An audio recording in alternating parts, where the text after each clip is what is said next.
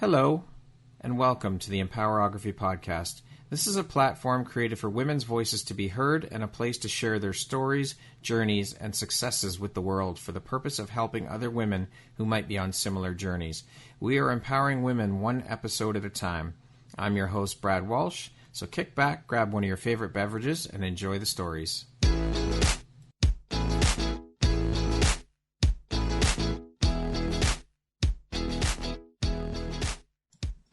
Hello, Brad Walsh here, your host of the Empowerography Podcast. Today, my guests are Laura and Josie, the GG Sisters. Based in Toronto, they are serial entrepreneurs. How are you ladies doing today? We're good. Thanks for having us. We're great. My pleasure. Yes. It's wonderful to have you both here. Thank you so much for agreeing to be part of the podcast and part of this community. I truly appreciate you taking the time out to be here. Well, we appreciate you asking us to be on your show. So we're excited to get started and hopefully inspire some other people on the other end listening. I'm sure you will. So you ladies are quite the serial entrepreneurs with all the arms and chapters of your businesses. I mean, you started your first business back in 2006. What were you both doing before you made the jump into entrepreneurship? You go first. See, this is a sister thing. You're going to have us both talking at the same time. So Josie, you go first. Okay. So, before that, I was actually in teacher's college, completing my teaching degree, to become a teacher. So that's what I was at, where I was at that point. Okay. And I worked for, an electrical company. I ran the entire office.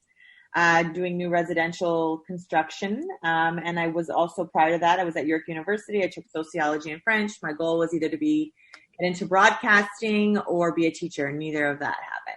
Wow. Yeah. Now, does the entrepreneurial bug run in the family, or was this entrepreneurial bug just something that naturally happened with the two of you? So our father worked in a factory, and our mother was a stay-at-home mom for quite some time. Okay. But our grandfather, our dad's dad, had a shoe repair store and kind of just set up shop when he was like 14 years old in Italy on a curb, repairing people's shoes. So so when I went to 2 summers ago, I was kind of like listening to the story from relatives of how, they said that he was an entrepreneur. He wanted to make money. He wanted to be different than everybody else. So for me, I'm like, so maybe that's where we get it from. I was always curious to see the lineage of, where did we get this risk from? Right? It goes back to, I think, our grandfather. Okay. Yeah. Now, sorry, go ahead, Josie. Were you going to say something? No, and I was going to say too, I think just seeing our dad, like he was, he worked, but even just growing up, he was, working night shifts, even had another job on the side. So just doing that, like double work and all that. And I think our mom was always just, she was with us at home, but always making us think outside the box with creative ideas, doing things with what we had. So I feel like some of our ideas have started from when we were younger through that. Yeah. And seeing that very hard work ethic in your dad. Yes. And yeah, for sure. That would inspire it. Definitely. So you started your first business back in 2006 called the Glama Gal Kids Spa. Can you tell us a bit about that business and how it all got started? Absolutely. So you go, Laura. Together, it's hard because we're together. It's true, because we usually would see each other beside each other and be like, okay, you go. Yeah, and we have like our cues, but now we don't even have a screen to look at each other. So we're all like, That's okay. Don't worry about it. That makes for interesting content. Yes. So started back in 2006. My husband proposed to me in a spa. And so when I wanted to have a bridal shower, I wanted a spa-themed bridal shower. Okay. And then I wanted to integrate something where kids were kind of like involved. So, think about going to a banquet hall, having a bridal shower. Like, how do you incorporate this spa theme? So we had different tables set up. It wasn't like a spa, like, everyone's going to get massages, but we had like different crafts for the kids, like create your own lip gloss, have a little manicure on the spot. And we called the kids table the Glama Gal table. Okay. Everybody at the bridal shower loved it. The kids loved it. And one of our relatives said, I love this so much. Can you do this for my birthday? Can you do like a create your own lip gloss craft? Can you do a manicures for my friends? And then we're like, we totally can. And then we just started researching things we could do that were safe for kids. Could we do like create your own facial and maybe do a facial with some yogurt and cocoa powder, and the kids feel like they're having a facial with cucumbers on their eyes. Yeah.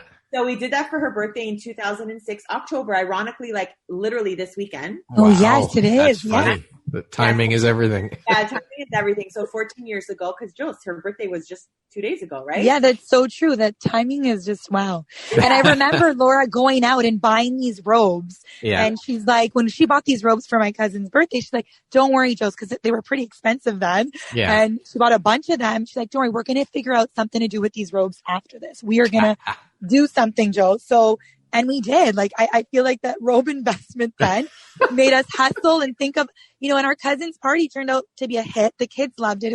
Back then, there was no such thing as a kids spa or kids services. So it was really like a new trend that we kind of started. And, we saw that there was a need there. We had all the parents wanting us to do at-home parties. Like a snowball effect in a good way. So like, parents wanted our number after that. Do you do this? Like, yeah, sure we do. And we just like, we certainly do. We have something to go with. Yeah. And then you were paying for, you were just married. You were paying for stuff. I was trying to pay for school at the time. So it was a good little side thing for us too, to start up and make extra money as well. Right. Yeah. So in teacher's college during the week. So she needed a weekend job. So it was a great way. And then her friends were in teacher's college.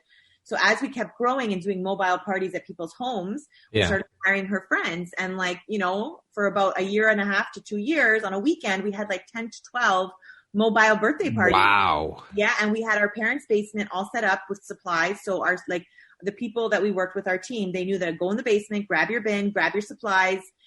We would print directions from MapQuest because back in the day, we would get lost a lot as well. There was no live Google Maps. Yeah, that's right. So, we would print it out, and if you got lost, like you're literally like out of luck because there's no.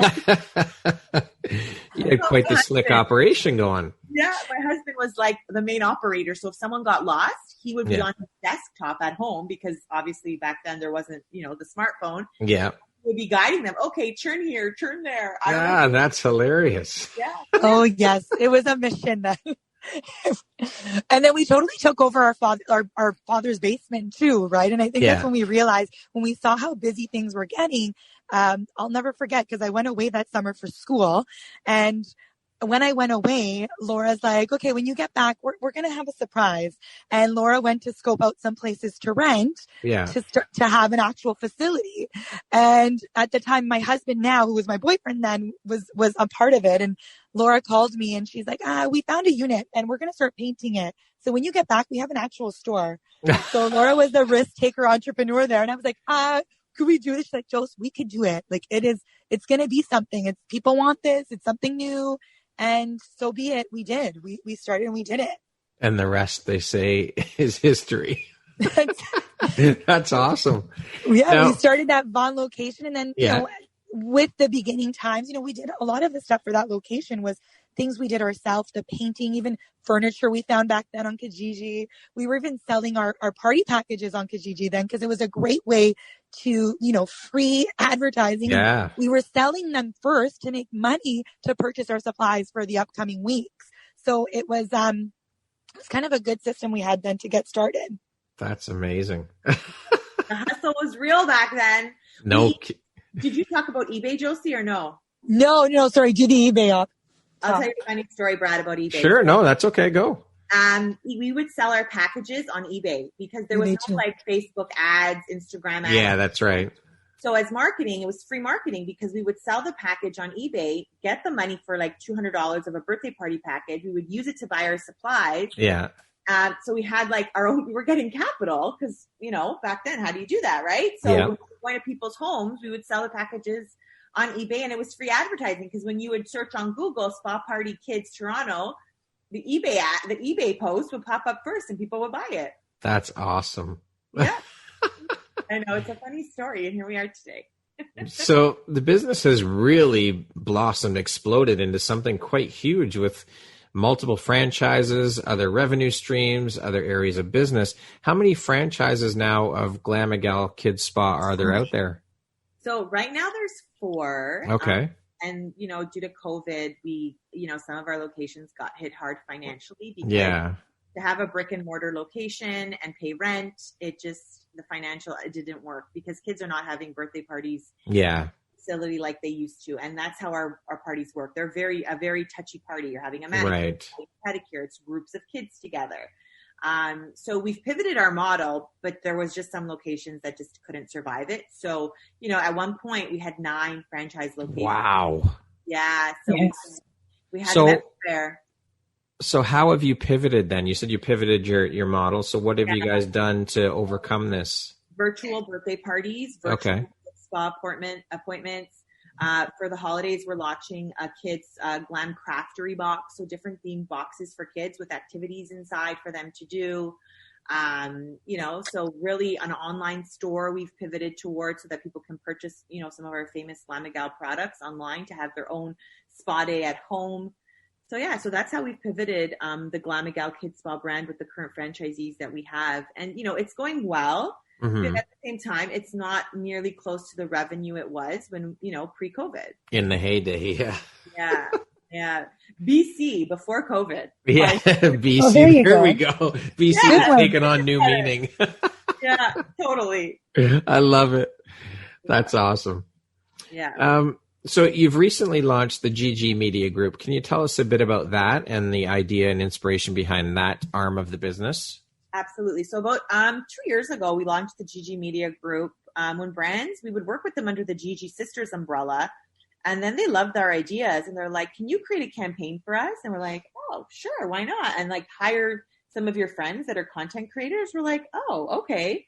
So it's because I think we were thinking out of the box. So with the GG Media Group, what we do is we work with brands on content creator programs to amplify their messaging. We also have a division where we do Facebook and Instagram ads. So again, it's not let me just say you're like, how do you guys do it all? It's not just all us.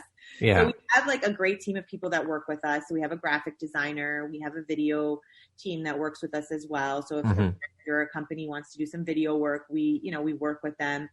And then we also have been doing the GG Media Group where we've been supporting local businesses to help them, navigate Instagram, social media, because a lot of new businesses starting, they don't have the knowledge and education behind it, but they also don't want to, how much money am I going to spend to learn to hire a company? It's not in their budget. Yeah. So what we've been doing is a lot of mentorship one-on-one to kind of get them started. And so that's what the GG Media Group do. It's just got some multifaceted, assets to it to help businesses, local businesses and brands as well. Awesome. Josie, do you have anything to add? No, I think Laura pretty much summed it up. Pretty much everything, and just using our own knowledge through the years of being, business owners and the struggles we had and questions we had and, being that support now too in a different way for entrepreneurs and business owners, especially during this time. We've noticed where they need most of that motivation and support. That's amazing though that you guys are giving back to the community and helping because you remember where you came from. I find that a lot of people forget where they came from and just focus on them and moving forward. Whereas you guys are remembering where you came from, we all start at the same place. So you're going back to your root and you're realizing that people in the community need your help too. And you're more than willing to help them. That's a very selfless, incredible thing you ladies are doing. Thank you. Yeah. Well, we try on the GG Media Group to kind of share some knowledge and helpful tips for everyone because as much as we're trying to help, it's also hard to help everyone. So we feel like the GG Media Group Instagram platform is a great way with takeaways and people love it. Yeah. But I agree with you, Brad. It's so important to remember where you came from because we all started with one follower, one customer, one like, one comment, and then when you blow up to the hundreds of thousands or the thousands, people forget and we don't want to for those people. Well, I think you ladies should be very proud of what you're doing. Thank you. It's so important. It is, for sure. It is. So you've also recently launched GG University. Can you tell us a bit about that? So I guess I'll talk about it. So GG University. Laura's just taken over. Josie, you're not even here. There's no need for you to be here, Josie. Brad's going to leave this call and be like, who are those sisters? So anyhow, I'll check about it. And Josie can jump in if I miss anything. It's funny because our brother Brad says the same thing. He's like, "Will you let Josie breathe?" but this is how it was growing up. It's the three of us, right? So there's always one person talking over the other. That's just the way we've always been too. And we're an Italian loud family, so we're very loud. So you're gonna hear us. She's also the middle child, so she does get ignored sometimes. Aw, poor Josie. That's not nice. No. Good. So GG University, sadly, it launched, a year before the pandemic. We would have in-person workshops with 30 to 40 entrepreneurs, a whole day session learning from social media, running your business, strategies, you name it. We had different themes around them. So once a month, we gathered 25 to 30 entrepreneurs, a nice full day with food, and it was just great. And then now the pandemic hit and we're like, oh, what do we do? So in June and July, we did it virtually. Yeah. We did 2-hour, 3-hour mini sessions. It went over great. And then what we realized, because, I think running a business is important to know that you also have to pivot, even if, there is no COVID, there's things you have to listen to. And we realized we weren't having fun with it like we used to because we weren't being able to help people one-on-one. So like our messaging and our help was for the masses, but then I felt that they weren't getting what they should. So we switched it to a one-on-one mentoring. Okay. It's not GG University anymore. It's more like one-on-one mentorship. Okay. Really giving like a homework list, strategy for individual businesses, individual entrepreneurs. So that's where that's up to now. So you both also do public speaking events, conferences. I mean, obviously not now during COVID, but you're hosting events and workshops. Was this just a natural progression for you ladies as the business grew? And how long had you been hosting these events and speaking events and things like that? So I think since we actually began our journey as business owners and starting Glama Gals, we got used to, sharing our brand, trying to promote our brand back then. So we've always tried to speak out, when we started Glama Gals. And then over time, our public speaking engagement changed a little because in the beginning, owning our business of Glama Gals was more focusing on, let's share the brand stuff. And then it went into more sharing, our experience being entrepreneurs during, becoming moms and all of that. Yeah. So I feel like our public speaking's changed a bit, but we've always been in the light to be very vocal and share stuff. If we're asked to be a part of something, we definitely are all about sharing something that be targeted towards our journey of entrepreneurship. Yeah. I feel like that's always been something we've done over the different ways. Laura, do you have anything to add there? So yeah, like in terms of speaking engagements, we've done some conferences and again, just sharing our experiences, giving some value to the community that's listening to us. And even on, TV, we've been on City TV, we've been on breakfast television, in the past, like Josie said, it was more, Glama Gals, it kind of seasoned us to where we are today. So because of all that back, years of experience doing that and showcasing our brand, we've been able to share our story, hopefully very eloquently. We really haven't had media training. But we've learned along the way. There you go, Laura. You sound perfect now. You came in a lot louder there, so that's good. Oh, perfect. Yeah. What would you say is the most exciting or inspiring part of your business for you ladies? Oh, that's a good question. Exciting.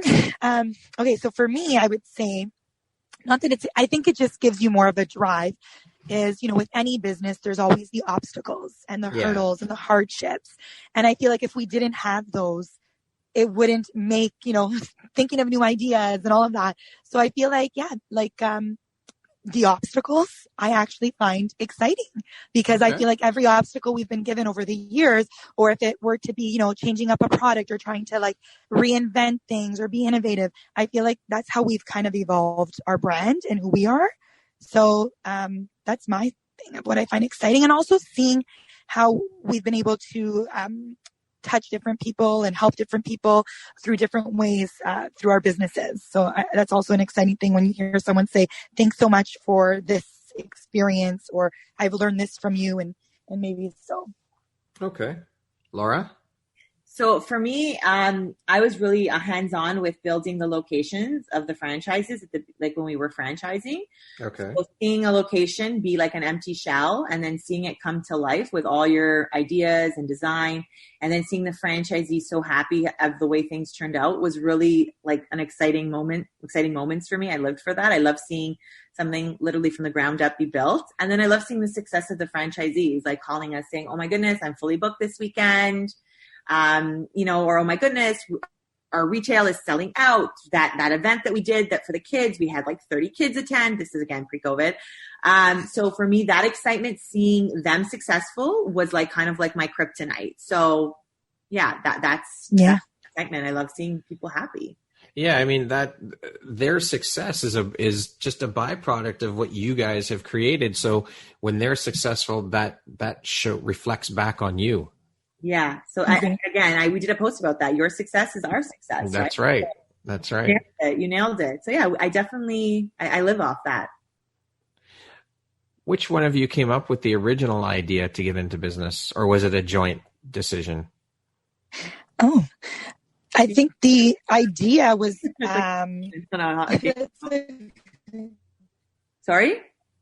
Laura, I think you actually started it. Like we had the idea together, but I think making it an actual business was where Laura was like, we have something. Like you've always been able to notice when there was something to, even with our pivoting stuff too. Like, so I think that's what it was. And I'm always just like, I see an option. I'm ready to work and I'm ready to go and do it as well. And I think that Laura's little push is what really led us into starting it up. Okay. Yeah, I agree with Josie on that one. I feel like we both had the ideas high level, and then executing them and really putting pen to paper is me. Yeah. So when did it really hit you both that, wow, we're really onto something big here? Was there a light bulb moment for you both? And if so, what was that like? So I think when we had our first brick and mortar location, the Vaughan location, seeing people come in asking, is this a franchise? Is this from the US? I don't understand. Like, what kind of Canadian business this? Why would someone assume it's from the US? Just because I guess it looks so, I don't know. It was a unique concept too. It was very unique and different. And I don't know, maybe the way the marketing and image, I don't know. But I also remember, Laura, people saying like, who owns this? And then we were young entrepreneurs. We were in our early 20s. Yeah. And I remember saying like, yeah, like I'm the owner. They're like, you are? And I'm like, yeah, like this is like people were, to believe. And another thing was seeing people come from all over. Like we had people coming from like Niagara, Hamilton, Port Credit, Batham, to Vaughan. And realizing like this is an attraction, maybe like this is like people are traveling here to take part in this. Yeah. Yes. And then we had people. So here's a good one, Josie. I think this was the point. Now that he's taught, he has. Okay, go for it. Let's hear it. We had someone fly, Brad. I think it's a 24-hour flight from Dubai. Yeah. Yes. Do you remember Dubai? This? No. I know you're gonna laugh. I know it's far fetched, but just listen. Came from Dubai.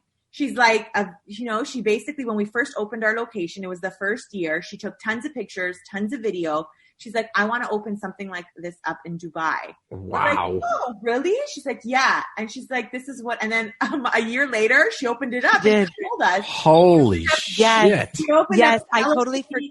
I think it was the Hello Kitty Spa in Dubai. Go look it up. I think it's still around. I think they just shifted to more adult. And so then I'm like, wow. I'm like, and so again, we're young. We just started. We're like, hired us. And so that's when kind of like the light bulb moment came off. Like, maybe we should franchise this. Hello. I think we're onto something here. So then we started looking into franchise, companies. How does it start? We went on the Canadian Franchise Association website. Again, no business background. We don't have investors in business. This is again, learn as you go. And with that comes very, mistakes and hurdles and growing, which we've learned the hard way. Maybe we didn't do things right. Maybe we could have been more successful, but you know what? We're happy where we are right now. And that's all that matters. That's right. I was just going to say, that's all that matters. That's all that matters. So so I think that was the push that we decided, maybe we should franchise. So that's a pretty incredible light bulb moment. Yeah. And we were doing that appointment ourselves, me and you, Laura. And I totally remember this now. See, Laura also has a better memory than me. So I do remember this now. And yes, I totally So I think knowing that, wow, this could be something to spread. And I remember us becoming so like, okay, like we better get on it before someone else does. Yeah. Like, and which was fine then, but it was our little baby. Like, let's help this baby grow. Yeah, so, for sure. Yeah. Yeah. Now, speaking of babies, you both have kids, correct? Yes. I have a 10-year-old daughter. Sorry? I have a 10-year-old daughter, Ella. Okay. And I have Gianmarco, who's 8, and Alessandro, who's 3. Now, do you involve the kids in the business in any way at all right now? So if you check out our website, the Glama Gal website, you'll see our kids all over the advertisements. They're up. So we couldn't afford to pay models. So we're like, Gianmarco, you're putting on a robe. Ella, get ready now. But they also they enjoy it. Like they love. Over the years, even since Laura had Ella, like Ella was a little, like we would bring our, there was no mat leave for us. We were taking our kids to work while we were running our business. And I remember Laura bringing in Ella as a baby. Both of my boys would come to work with me when they were really young too. So they've seen us work and see their moms, a part of this business, and they get excited. Like, okay, I want to go to Glama Gals and get bath bombs, mommy. Like, so they've kind of grown into the business with us, and we love their feedback on stuff. Ella gives Laura ideas all the time. Yeah. This week we're working on holiday stuff, and I said, Ella, sit down. I'm downloading your brain. Tell me everything. I'm like, tell me everything about Roblox, because she's like all into this Roblox game. So we created a package for it, like a box that kids can buy, and hopefully, and we just did a little Insta story of it on our GG Sisters, and people are like, whenever that box is released, let me know. So it's like, that's amazing. Now she's my little, she's giving me ideas. That's awesome. I think it's good too, though, that the kids are seeing from you. They're learning from you, ladies, that you can do anything you want, and they're involved in the way that they're coming with you, and they see what you're doing. And kids are like sponges, of course. They pick up everything. So I think it's good that they're so involved in that way, and they're learning that, hey, you know what, mommy runs a business. We can do this too when we're older. Yes, you're setting an amazing example for them. Yeah. Yes, and you know what? I think that takes. Our dad was like that too. Like exactly what I was going to say. Factory to work, Lord be filing for him. I feel like that's something we've seen too growing up, and I really do hope they see it. And even during the COVID and the shutdown, like even dropping off boxes or helping our franchisees out. My 8-year-old would come in the car with me and help me deliver the boxes to a store. So I think showing them too, like during the challenging times, how we're working through it. Well, I think it's important too that they learn, and this type of thing gets ingrained in them from a young age. That way it just becomes part of who they are. Yes. Couldn't agree more. What do you think your unique skill set or superpower is that's helped you become successful? Oh, I really like this question.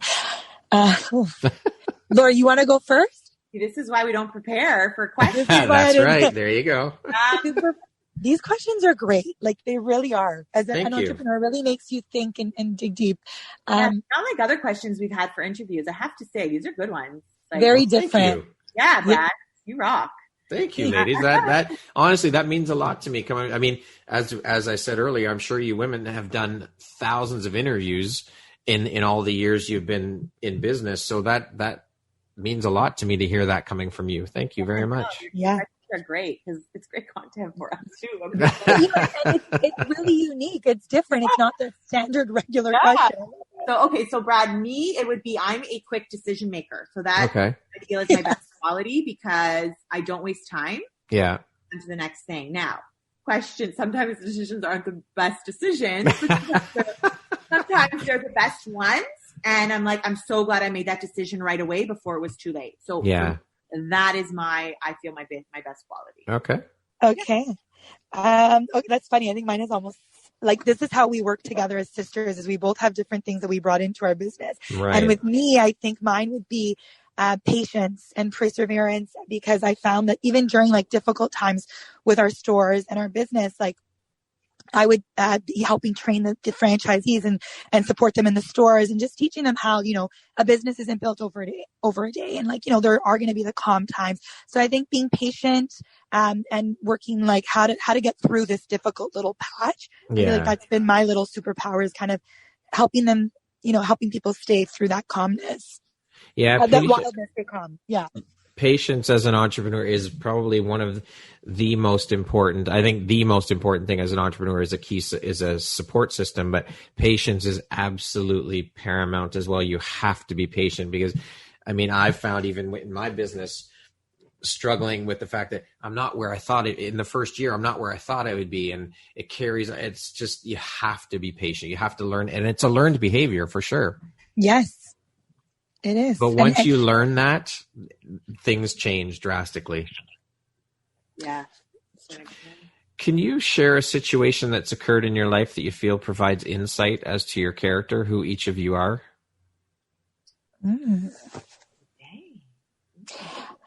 That's a very good question. There's been a few. I hear some excitement there. Yeah. So for me recently, and I think that might tie on later questions, one of the leases of the stores that was closed down due to COVID, the franchisee abandoned it. Oh. Yeah, and left us, and we were on the lease, meaning oh, man. Not on any of the leases, but this one we were on. Yeah. It was what the landlord wanted years ago, was to put the head office on the lease. And I think I lost 3 months of sleep over the last 3 months, because it's how do you find a new tenant when you're the guarantor on this during COVID? Nobody's opening up a business right now unless they're a grocery store. Yeah. And so I find that my character is, I put it at the back of my filing cabinet in my head, and I didn't show my true colors of how I was really feeling. And then just this last week, we finally got a tenant, and I felt like I'm the person again. So for me, I feel like, the quality of kind of, maybe that's not a good quality, actually, now that I'm thinking about it. No. I kind of it, but I just kept going. I just kept going, even though I knew this storm was happening. I just kept going. So maybe call that perseverance. Yeah. Yeah.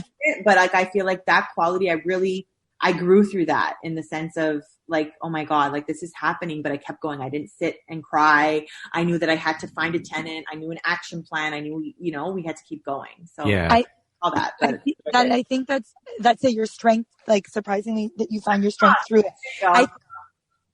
I think mine is very similar in the sense that, as a business owner, yes, you're getting the gains, you're opening new locations, but I found that over the years, something that, happened is, loss.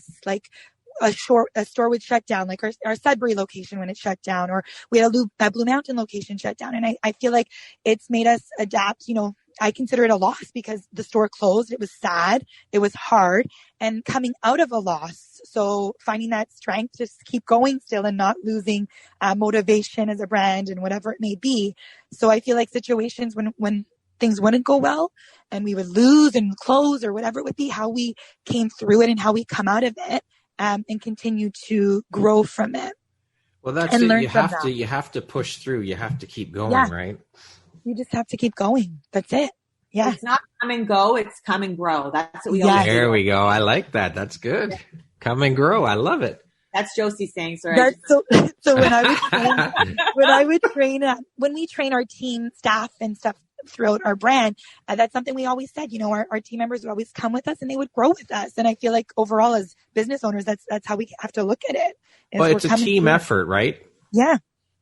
And something we take pride in too, because we've worked with so many employees over 14 years that we've technically, we've been in business. Yeah. Never had one bad fallout with an employee. And that's I feel good. Like that's something to be very proud of. That's something my sister is her too, to be proud of, because she was more with the employee relations, but almost every staff has high, respect both ways. And we always have this saying too with our staff, you're not working for us, you're working with us. There you go. See, I honestly think that so many big corporations out there could take a lesson from small business owners, small entrepreneurs, because they don't treat, all of these big companies, I came from that background. I came from a corporate background, and it was always people first, people first. It's a people first culture. It's bullshit. It's complete bullshit. You don't give a shit about the people. It's always about the bottom line. If I don't understand why it's so hard for these companies to grasp the fact that if you treat your employees with respect and treat them well, they'll want to work that much harder for you. It's a very simple concept. Yeah, that's it. And that's it, Laura. And you said it. Like, I feel like from when we first started our first location, yes, it was just me and Laura, but we had our friends join in, and then we hired people. And that's the one thing, like, to have a successful business is how you treat the people you work with. And they were never just our employees. They were always our friends and like family. They felt like that to us. And, you know, how we treat them is exactly how they're going to treat our clients. And we've always connected. That's something we do pride ourselves in, is that we did always do that. And that's truly what, also looking back, I'm happy about, is all the friendships we've made through our team. Yeah, it's a very simple concept. And we also had the mentality, like, I'm not going to ask you to pick up that mop if I haven't picked it up first. There you go. That's it right there. So, you're not above anything. Exactly. It's so, and that's so important. And that was one of our struggles that I'm happy to share on here, that we felt with some of our franchisees that have left our system, right? Yeah. Like, no matter how much our interview process was rigorous, like, I'm telling you, like, when we first started getting franchise inquiries, we had 50 to 100 inquiries a month. And we didn't say yes to everybody because they didn't align with our core values. And I get it. Like, the franchise person we were working with, who we no longer work with over the last 6 years, that's another story. They were all about the money and like, let's sign them up. I'm like, no. We have to work with them for the next 10 years as our franchise agreement. This is a marriage. So if they're not aligned with us and thinking this is just a money investment, they're going to hire people. We don't want them. These locations need to be owner operated. There are still sacrifices that need to be put in. Yeah. Now, we did make some bad decisions because the interviews went great with some of our franchisees. We thought they were amazing. And then 2 to 3 months into it, we realized, oh my God, they're true colors. You know, they would treat staff poorly. They wouldn't pay their staff on time, you know, and that's not who we were. So we had to deal with that. Yeah. And that's a very stressful thing to deal with when your morals are all about treating employees that work with you, not for you, when someone who's part of your brand doesn't have that same morals. And then franchise agreements in Ontario, like the law in Canada, is you can't get involved in your franchisee's employee relations. So our hands were tied. Wow. Right? Yes. We would have, like, this is all part of our book one day, we would have staff from other locations message us saying, this franchisee did this, this, and this. This is not what your brand is about. And we're like, we totally agree. And we are on board with that. But there was only so much we could do because this is where the law has tied our hands, because we can't micromanage our franchisees. We can't go in there and say, you're not treating your employees properly. Like, we could, but we couldn't really, they wouldn't be able to do something legally. Like, we wouldn't say do this, right? It was a really sad situation. It was the hardest thing, I think, for us, Laura. That was hard. Because that's not who, even that's not who we are, like Laura said, our values, but that's also not the brand, the culture we created for our brand is nothing close to that. So it was really hard because, again, it's something you created, and seeing someone else, treat it differently, destroy it, right? And treat the people that work with it differently, because our main thing, was the people we work with and our team. So that definitely was one of the hardest things to deal with. Luckily, the franchisees we have right now are amazing, but there are one or two from the past that didn't align with our core values. And it's tough for sure. Right? That's the downside of franchising that a lot of people don't talk about as franchisors, but they really need to open up that conversation because, for sure, it's important. Absolutely. What would you say is one of the best pieces of advice you've ever received? Okay, that's good too. Let me think of this. You're not saving lives. Oh, yes. Laura knows this because we would say this to each other all the time during those stressful times, which we're still having. You need to chill out. We would always say, don't take shit too seriously. Yeah, okay, that client, because you know what, Brad, we would when a negative review would come up on Google for a location, we would be so upset. We would take it personally, we caused the negative review. Yeah. Right? Because we gave our franchisees all the tools to not have negative reviews, right? Right. And sometimes, yes, the client is, they are incorrect sometimes, right? Yes, they are. Sometimes they're right, and we know they're right because we read the review and we're like, we know that the franchisee is trying to cut corners here, right? Yeah. So it would kill us because, it would keep us up at night, and we would do everything to correct it. But then we also had to remember, like, we're losing sleep over this. We're not saving lives. Like, it's just a kid's spa. Like, we're not doctors here. Yeah, that's right. We're just creating memories, and just that. Yeah, that definitely is one of our main lines. But you can't look at it as just creating memories, because that's a big part of people's lives. It's not just creating memories. Oh, sorry, you're right. It's not just creating memories, but like we're making happy times. Yeah. Right? And that's what we're doing. So we're creating happiness. So during like those reviews and stuff like that, it's like we need to focus really of what we're trying to do here. Yeah. And that was the number one thing is that line. Another thing was, it's a common thing, but like, Rome wasn't built in one day, and That's it does take time to build your business. And that's For something sure. too, is, you purchase a franchise and you expect it to just be like booming the first day. It's, what you put into your business, which is another line, is what we're going to get out of it. And that's the number one thing too, is over the years we see even the franchisees that are still standing now, and the ones that have, is all the work they're putting in. That's what's keeping you growing. So, those were the main things to us. What would you say is one of the most important things you've learned in your life? And what was your life like before learning it? And what was your life like after learning it? Uh-oh, did I stump you? Silence is deafening, ladies. That's how you know these are great questions. Trusting. I'm so trusting of everybody, Brad, and I give everybody a chance. And I wear my heart on my sleeve, and I give everything. So I think a lesson I've learned through building the brand is that I have to be a little more guarded on who we trust and who we bring into our inner circle for both business and personal. So I think that's very important. And, and that's a lesson I've had to learn. That makes sense. That's really good. I think one for me would be know your boundaries and have confidence in your brand and what you're doing. Know your value of it. I feel like when we first started off, we were, again, like it was new to us, and I was just giving away everything for free to my clients because I loved my clients, and Lord be like, Jose. So like, because I wanted to, like, someone would ask for a discount and I'd be like, okay, like, cause we just started. Yeah. But like now it's like, you want the business. Right. I wanted the business, but I think over the years we've learned, this is our brand. Or even now with whatever business someone's doing, it's like, this is your hard work you're putting into it. Know your value. It's worth that. Don't, the second you show a client you're okay to give a discount, or you can work it, that's showing that you're not valuing what you're giving into your brand. So, definitely building the confidence to stand behind my pricing and my confidence with our brand and knowing that. I think that's a big thing that entrepreneurs struggle with, though, when they're first starting out, is giving discounts. And then if you start doing that, as you say, people are going to expect it as well. Oh, if you set that precedent, that's, That's it. How do you ladies define success? What does that word mean to you? To me, it's happiness. If I'm happy, then I'm successful. Mm-hmm. Okay. That's as simple as it is for me. Okay. I feel like, going to success, even when people say like, oh my goodness, you ladies have been so successful. It's like, it's not really about, how many stores, how much money. It's really about like what we've created and being able to look back, or our kids to look back and say like, look, like they've made these memories. They've helped these people. Like, I think it's happiness and helping and knowing that we've left something for other people. I think that you've made an impact. I think that's an impact. Yeah. That you've made an impact on someone else's life is the greatest success of all. Exactly. Yeah, for sure. I would agree with that. I mean, you could make all the money in the world and be miserable. What good is the money? Exactly. Well, that was good. In sync there. Exactly. Because that's exactly it. It's the impact we made. Yeah.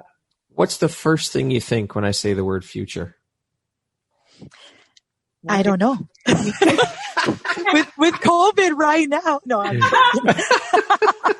I don't know. No, I don't know. I think one day at a time for me. That's the future. Yeah. I don't know what the future holds. Okay. I think everything that's happened in our world, like you can't have a business plan, nothing. Everything is out the window right now. I think that's it. Take one day at a time. Okay. That's it. That's what I mean by I don't know. I don't know what's to come. I feel like the only thing we can do is, like Laura said, take it day by day and just, that's it. We'll see where things are headed.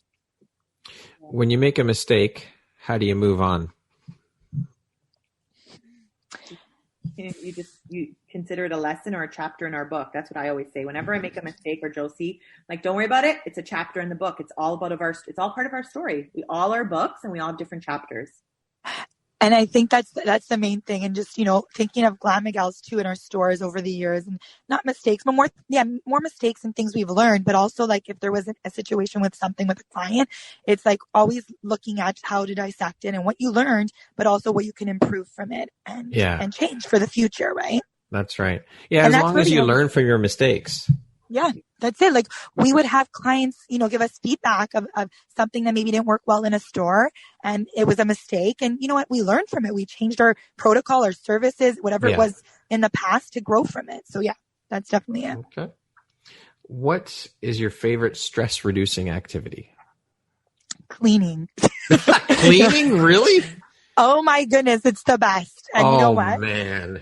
Yes, I know it's boring. That's insane. You know what?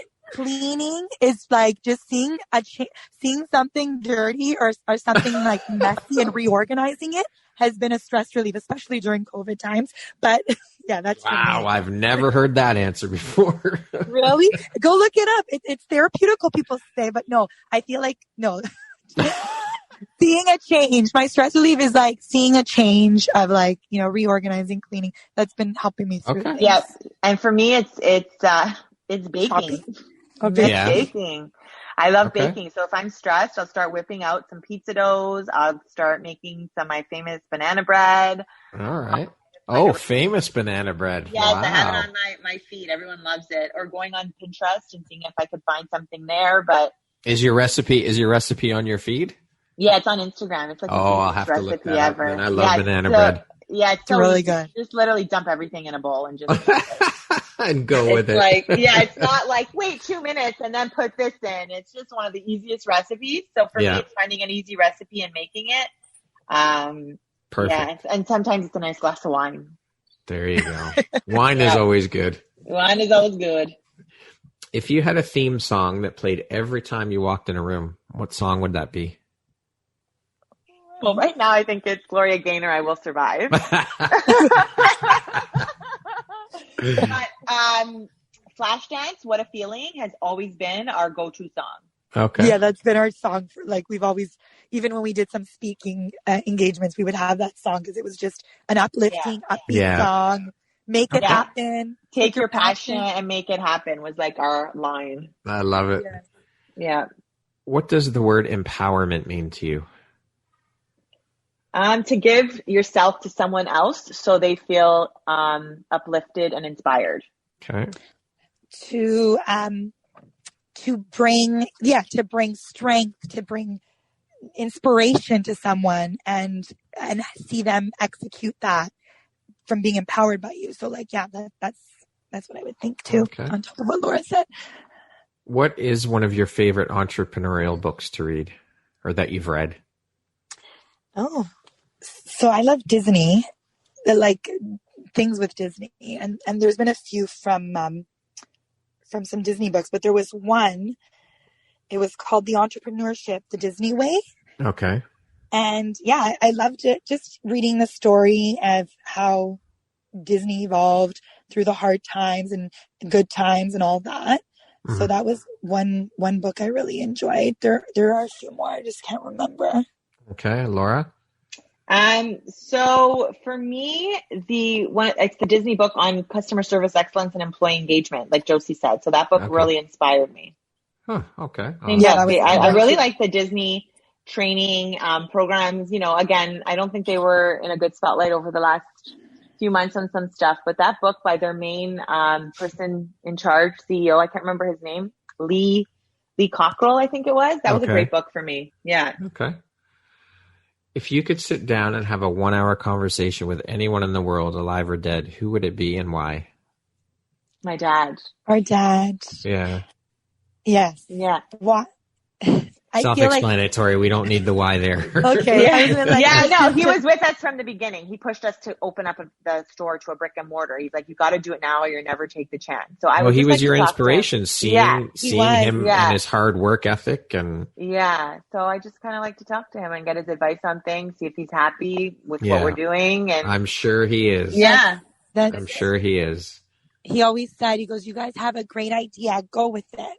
Yeah. So like, that's the one thing. So just hearing that, and he was there with our first location, but he didn't see us, open up our second or, get to the franchising part of it. Yeah. So definitely with him. Okay.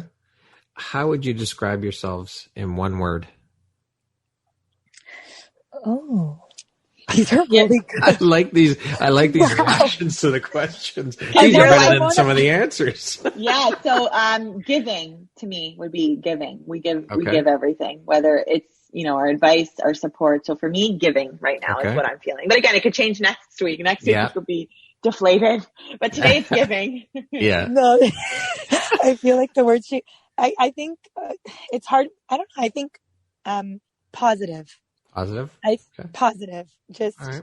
No, there are times, and yes, it's very difficult to stay positive during this time too, but I just feel like trying to find positivity, and even forgiving is another word, like forgiving, and it's a mix of things, but yeah, these words will probably always change too. Money or fame? Oh, I don't even want the fame, and I don't even want the money. I don't know so either I don't one. know.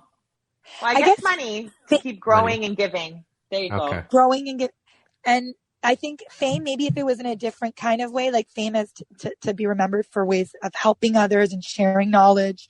But those are two hard ones to choose from. But I guess the way we use them. Early birds or night owls? Night owl. Laura, you're an early bird too. No, I'm not. I woke up at 8:45 today, Joe. Oh, wow. Look at you. I was up earlier. I feel like night owls, because even during, we always send each other emails, and like, you'll see the time. It's like 1:30, 12:30, 11. I feel like a lot of our ideas come at night too. It's the life of an entrepreneur and a creative, right? Can never go to sleep. Would you rather be able to dance like Michael Jackson or sing like Freddie Mercury? Sing like Freddie Mercury. I want to dance. I'm going to be the dance like Michael Jackson. I'll sing for you. You got the team there then. Dance That's and sing. You need a dancer anyway. What is your personal motto?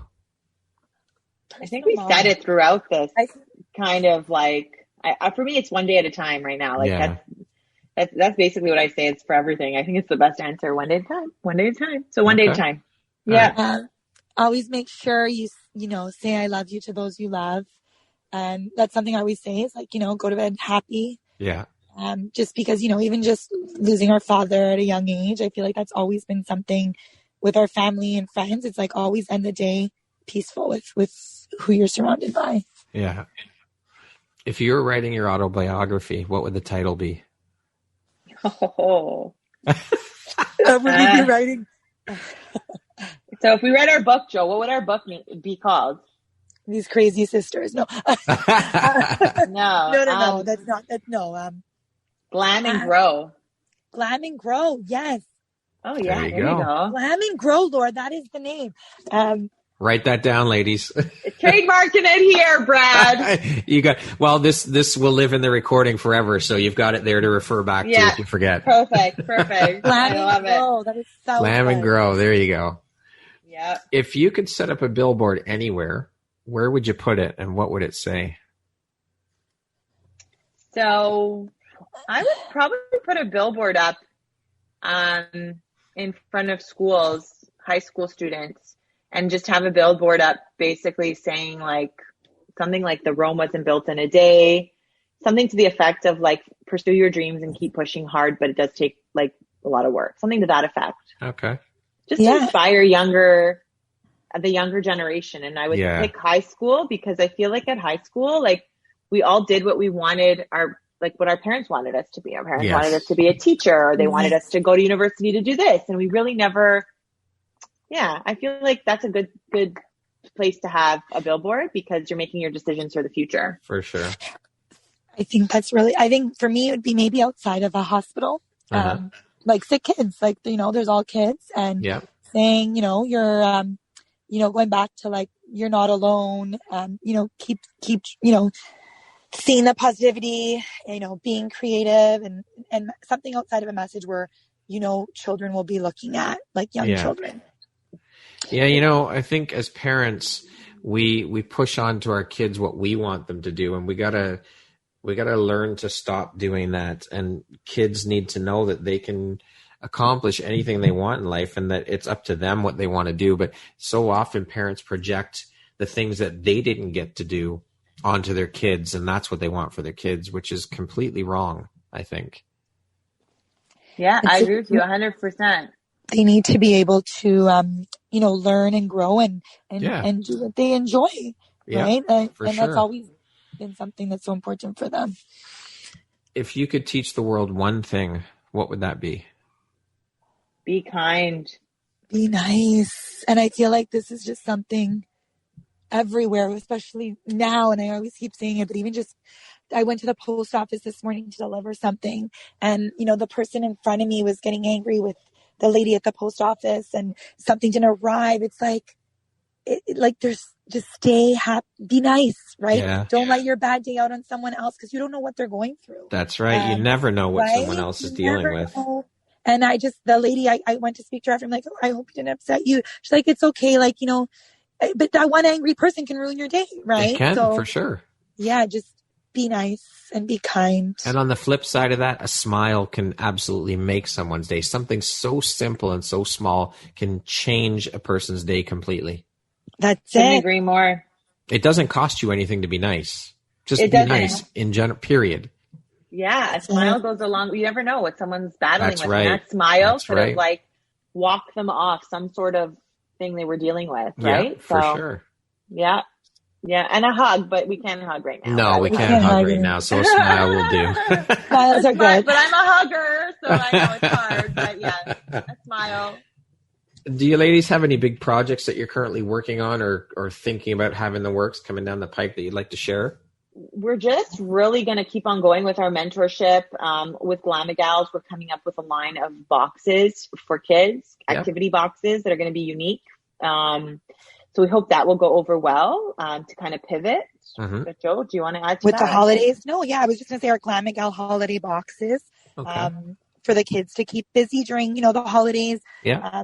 Whatever the plans for the holidays are going to be. If it's at home, there's virtual activities, just really to have the kids still enjoy and experience these occasions, but in a different kind of way. Yeah. So that's what we created for them. Celebrating their birthdays with different themes as well. Yeah. Yeah.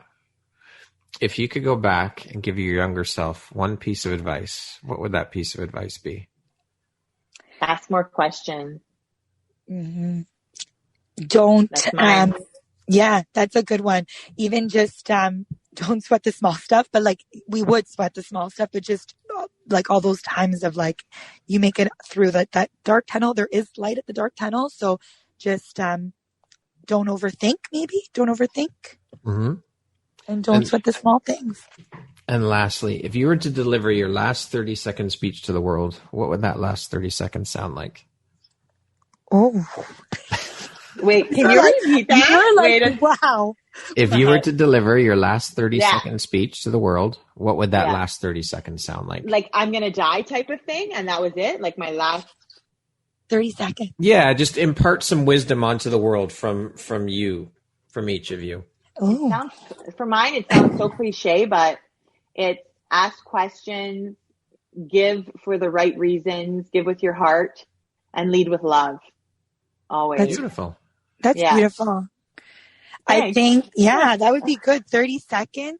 It doesn't have to be 30 seconds. It just like a nice sentence. I would just say thank you for what I was given and what I've learned.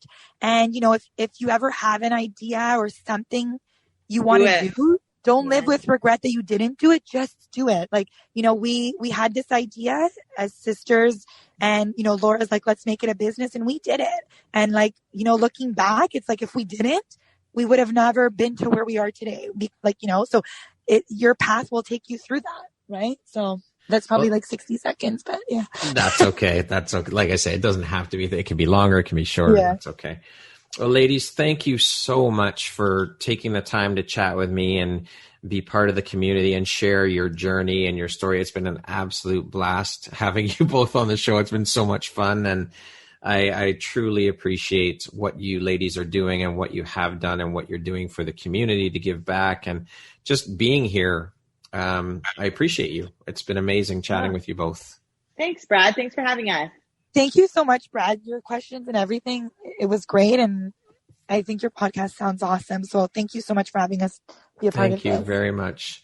Once again, my name is Brad Walsh, host of your Empowerography Podcast. Today, my guests have been the GG Sisters, serial entrepreneurs, founders of the Glama Gal Kids Spa, and many other arms of the business. You ladies are amazing. Keep doing what you're doing, and have a wonderful rest of the day. Thank you. Thanks, you too. Take care, Brad.